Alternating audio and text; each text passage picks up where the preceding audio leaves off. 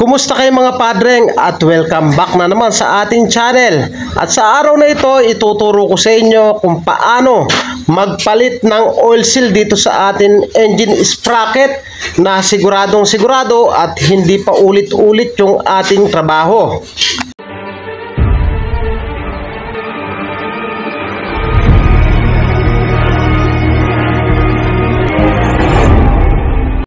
So bago natin simulan ang proseso, shout out ko muna si Fred Galang tsaka si Julito Galang. So tinanggal ko na nga pala yung oil seal mga padreng.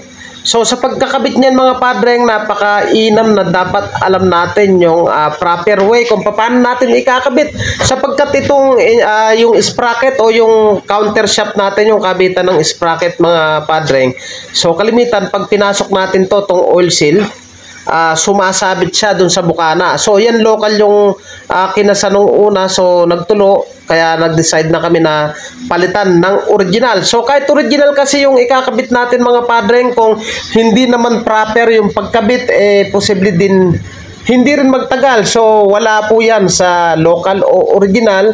Ang importante dyan, tama yung pagkakasa. Ang kaibahan lang ng local sa original, pag original, talaga namang tumatagal. So ang diskarte ko malupitan dyan mga padreng. So gagamit lang ako ng grasa. So kukuskusan ko lang to.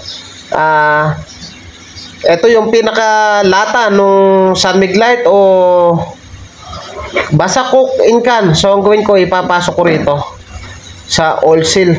Ang purpose ko rito, hindi sasayad dun sa kabitan ng sprocket yung oil seal. Minsan kasi pag tinutulak natin, mahigpit. So pag tumama, sumabit yung spring, automatic yan, magtutulo na yan. Itong motor ni Boss Dayo from San Pedro, Hermosa, Bataan. So shout out sa San Pedro Toda. So ang ginawa ko, dinirect ko na rito. So dahil hindi ko may pasok madulas, so itry kong ipasok yung oil seal. Okay naman, itupin natin, ipasok na natin dito sa dulo para hindi tayo mahirapan. So ganyan. So siguraduhin nyo may grasa yan para madali natin ipasok yung oil seal. So napaka-importante ng grasa. So eto, grinasahan ko rin to, yung kanyang mismong counter shaft o kabitan ng sprocket, para pag hinila natin yung pinaka cook in can na yan, madali nating hilain. So ayan, ganyan lang ginagawa ko. So ayan di ba? Nakapasok sa bukana. So i-try nating itulak na dahan-dahan. So ayan, napaka-smooth lang niya kasi nga hindi sumasabit doon sa mismong kabitan ng kanyang engine sprocket. So ayan napakaganda.